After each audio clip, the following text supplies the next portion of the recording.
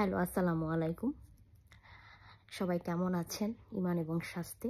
আশা করি বর্তমান যে ওয়েদার অনুযায়ী অনেকে বোরিং হয়ে গেছেন, এত বৃষ্টি। তো আমি আছি এই মুহূর্তে সাউথ আফ্রিকার কেপ টাউন সিটির মধ্যে।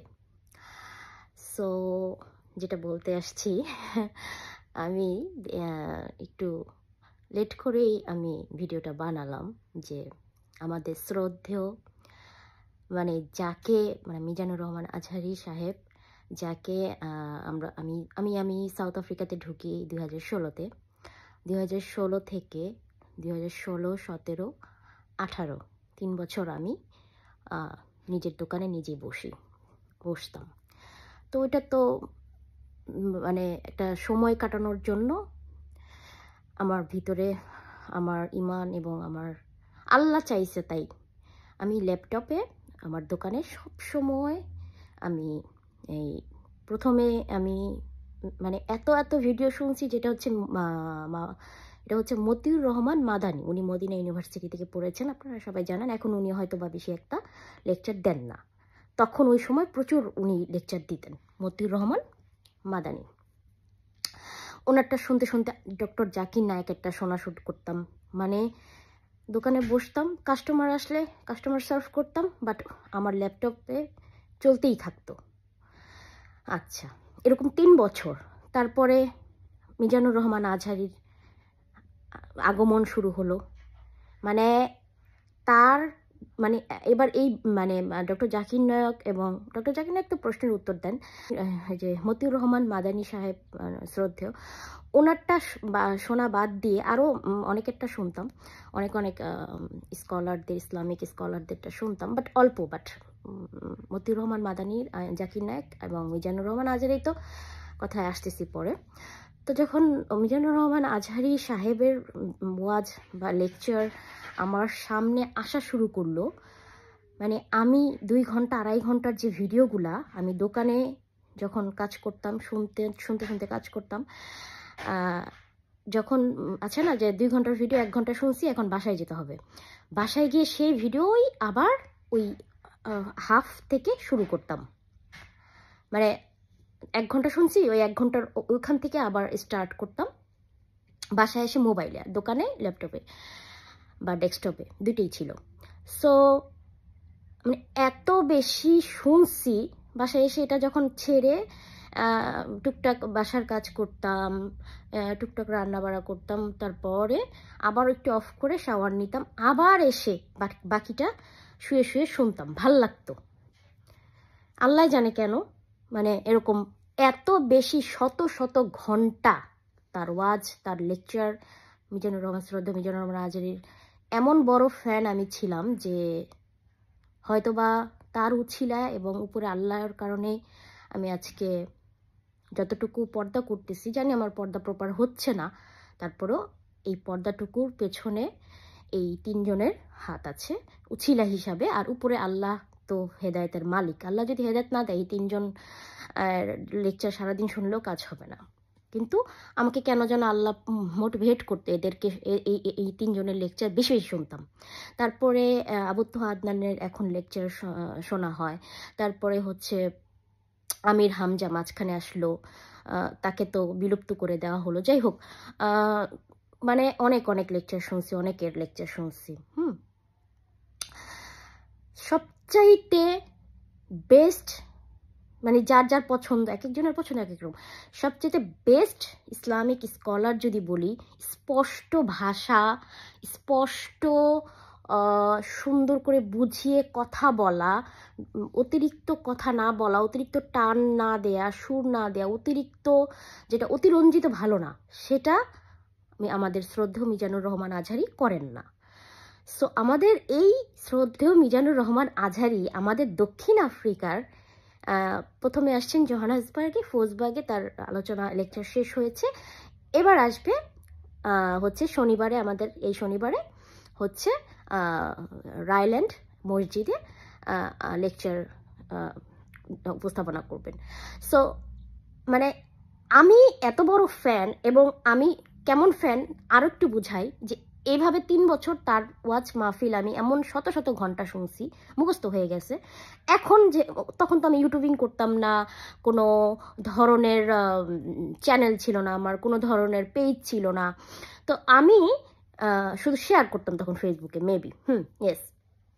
তো আমি, হাত ব্যথা করতেছে, আমি এখন যেটা করি, এখন যেহেতু আমার একটা পেজ আছে, এখন যেহেতু আমার একটা চ্যানেল আছে, আমি 2 ঘন্টা 2.5 ঘন্টার ভিডিও অন্য আমার আরেকটা ফোন থেকে ডাউনলোড করে দেন ওইটাকে কতবার শুনতে হয় আপনি নিজে বুঝেন, যে 2.5 ঘন্টার একটা ভিডিও কতবার শুনে ওটাকে টুকরা টুকরা করে ছোট ছোট ছোট ছোট পার্ট করে, কারণ 2.5 ঘন্টার ভিডিও আমার ফেসবুক পেজে আমি আপলোড করতে পারি না, 1 ঘন্টার পেজে আমি আপলোড করতে পারি নাই। এটা আমি হয়তো জানি না, আমি নতুন, আমি পারি না, বা আমার ব্যর্থতা।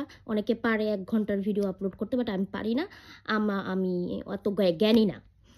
কিন্তু আমি ইউটিউবে আপলোড করেছি, ইউটিউবে আবার হয় 1 ঘন্টা 20 মিনিটের ভিডিও আমি আপলোড করেছি।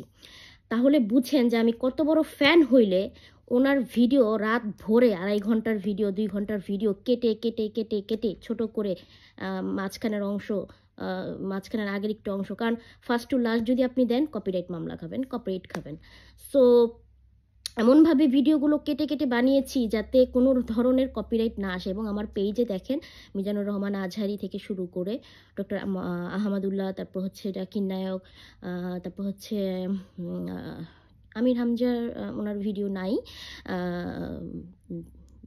আরেকজন কি যেন নাম ভুলে গেছে, এরকম অনেকের ভিডিও, ডক্টর জাহাঙ্গীর, উনি তো মারা গেছেন রোড অ্যাক্সিডেন্ট করে, ইন্না লিল্লাহি ওয়া ইন্না ইলাইহি রাজিউন, আল্লাহ তাকে বেহেশত নসিব করবেন ইনশাআল্লাহ। সো অনেকের ভিডিও আছে। নোমান আলী খান, যেটা আমার নোমান আলী খান, উনি একজন ইসলামিক স্কলার। তারপর দেখেন মাওলানা তারেক জামিল, ওনার ভিডিও আমি আপলোড করি না, কারণ আমরা বাংলাদেশি, ওনার হিন্দির কথাগুলো তো আমরা সবাই বুঝবো না, সেজন্য আমি কিন্তু শুনি, কিন্তু আমি আপলোড করি না। আচ্ছা, ঠিক আছে। সো আমার পেজে এই ধরনের অনেক ভিডিও আছে, যে কতটুকু ফ্যান হইলে 2 ঘন্টা 2.5 ঘন্টার ভিডিও কতবার শুনতে হয়, কতবার শুনে কাটসিট করে একটা ভিডিওকে এডিট করে তারপর আপলোড করতে হয়।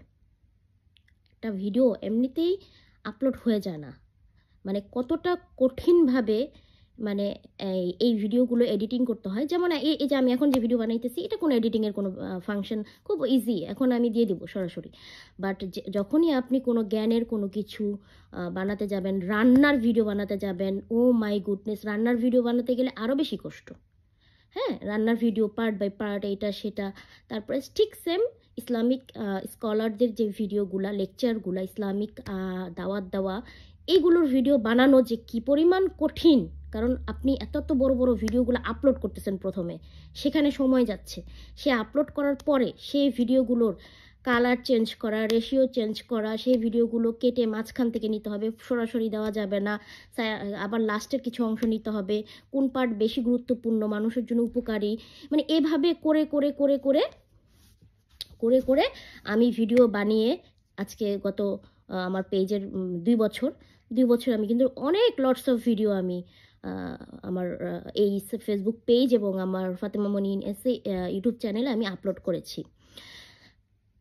এখন আমি সেই মেয়ে যে কেপ টাউনে আসছে, বা আমাদের দক্ষিণ আফ্রিকা, সাউথ আফ্রিকাতে যে আমাদের শ্রদ্ধেয়, আমার এত বড় প্রিয় হুজুর আসছে, আমি এত লেটে কেন পিকটা আপলোড করলাম বা ভিডিওটা আমি আপলোড করতেছি? আমি না সবারটা দেখতেছি, আমি সবার পোস্ট দেখতেছি। বিশেষ করে আমি ভাইয়াদের কথা বলবো না, কারণ ভাইয়ারা হচ্ছে যাবে, মেয়েদের তো আমরা এখন, আমি যদি যাই শনিবারে, যাদের বাচ্চা কাচ্চা আছে তারা লং টাইম বসে শুনতে পারবে না, একটা মানে বিশৃঙ্খলা সৃষ্টি হবে। এবং যাদের বাচ্চা অতিরিক্ত চঞ্চল, আরাসের মতো, আরাস মনে হয় না 10 মিনিট বসে থাকতে দিবে।